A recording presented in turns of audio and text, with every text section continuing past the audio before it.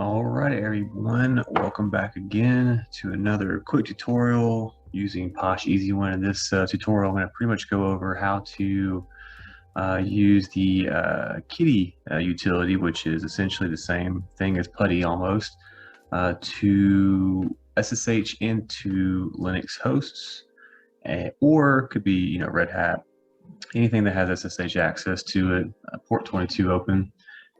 So in the previous videos, I've gone over how to run queries against Windows endpoints using workstation admin creds and DA creds and such over 5985, 1RM, or you can use SMB. But we're going to do something a bit different this time. We're going to actually show the whole process of actually adding a host, a non-Windows host to your tree view, how to import credentials, how to use the SSH queries, or even how to just select the endpoint and SSH straight into it and run whatever you need to. It's pretty easy and very simple. And without further ado, let's get started. So you'll see right here in my tree view, I have one endpoint that is a Linux endpoint. Now, if you step into an environment and you just have the IPs of your endpoints, you can do one or two things.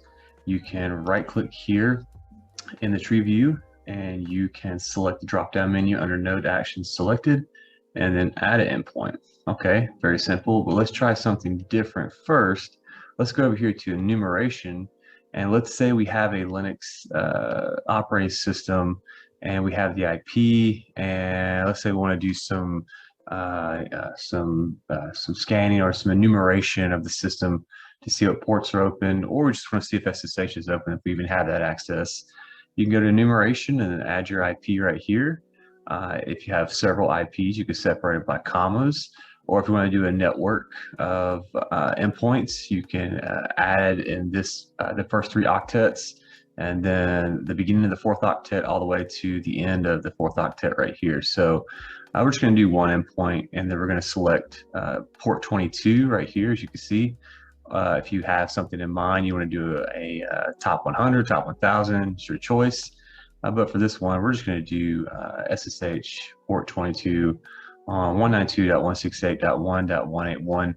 Now, something to keep in mind is in this environment, I'm on a different subnet, and which is 192.168.128.0 WAC24, and my Linux host is in a different subnet that I'm actually going for. So just be mindful of your firewall rules and WAN, LAN type stuff.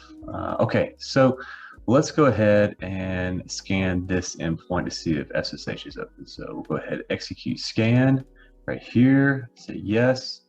And all right, so it looks like port 22 did come back as a successful testnet connection. As you can see right here under info and results. All right. And when we do that, we get like a successful testnet connection. It will then throw that host into our DNS resolution pane.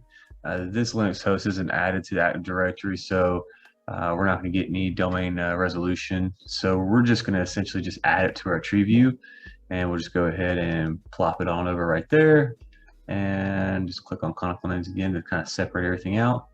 And here we have our endpoint. Okay, so that was from the enumeration part and then adding it to our tree view.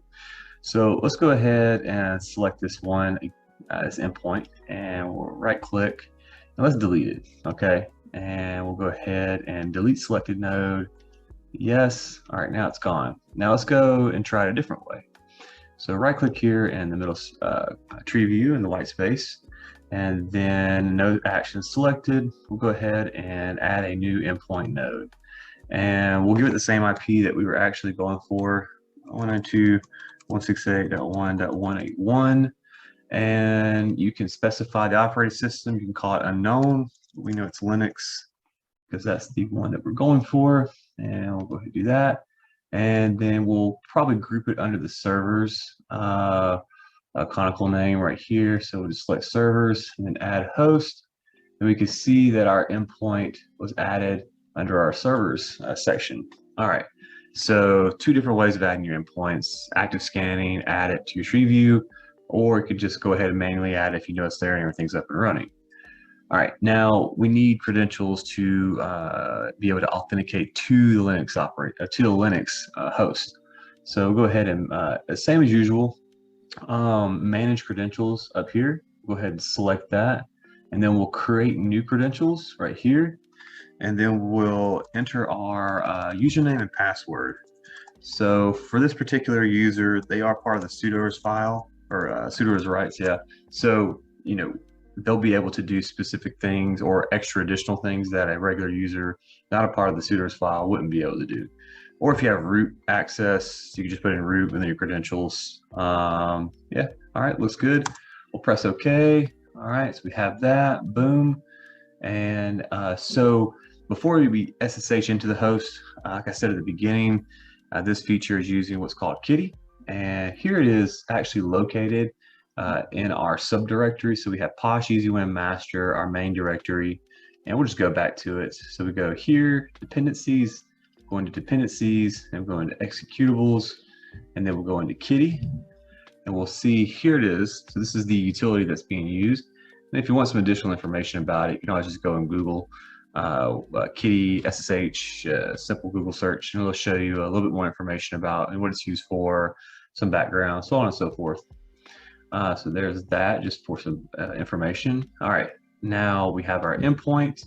Go ahead and checkbox that. We have our credentials check, good deal. Let's make sure it's highlighted, just left click that, and then right click. And then we'll go ahead and SSH into our endpoint. And if all is well, we'll authenticate directly into the Linux system. Now, like I said, just be mindful of firewall rules and whatnot. You may encounter that, coming from a local and going out through a WAN, there might be some issues. Just be, mindful of that particular situation. I already ironed all that out before this demonstration, so no worries there. And just run your regular commands. And when you're done, go ahead and pop smoke and exit. Now, cool. So we were able to automatically authenticate to a Linux operating or a Linux host. Now let's take it a step further and let's do some querying and pull back data. I've already done some tests with the SSH commands and using the proper credentials. So what you're going to do is you'll have your endpoint selected, and up here under protocol command filter, just go ahead and click the drop down menu, and we only want to see SSH commands that we can run on the endpoint. And you'll see here that you'll have endpoint commands, and we'll go ahead and expand this tree. As you see, there's about 90 plus different Unix, Linux based commands that you can run on the endpoints, and you can hover over it and actually see what is actually being issued. So you can go ahead and do a check, say, okay, this looks good, it's not going to break the system. But let's try to go for processes. That's always a good one. See what's running on there. Be mindful of your credentials as well if you're able to obtain such data once running the command.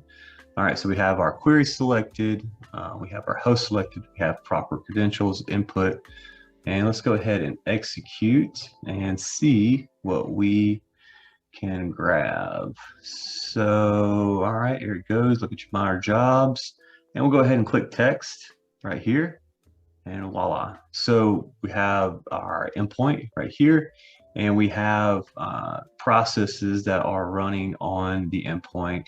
And if you want, you can take a look at the PIDs of the particular processes and see exactly what's going on, what's running. Maybe a certain process is running. You're like, what is this? What is it doing?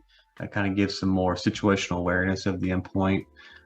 If you want, you can just run all of them, or you can select a few. Right here, let's go ahead and start just clicking away, and firewall status, rules, let's see what else, services and system info, and let's go ahead and issue that, 7 queries to the endpoint. It shouldn't take long, I'd say about maybe 10 seconds, but as they run, you'll either grab data or you won't grab data.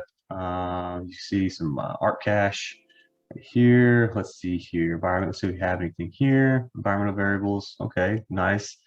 Let's see, firewall status. All right, looks good. And do we have any failed logons? Might be useful. No failed logons. Okay. And system info. So just gives you the whole gambit of baselining the endpoint and so on and so forth. Anyway, in the next tutorial, I'm going to go over some other features, but I just wanted to cover that for this one, just to show the extensibility of the tool. And I hope you guys enjoyed it. If you have any questions, comments, or whatever, go ahead and drop it below the video or hit me up. Go ahead and follow the GitHub where Posh Easy One is at. Start, leave comments or whatnot, any feature requests, and we'll try to get around to it. I hope you guys enjoyed this. Y'all take it easy.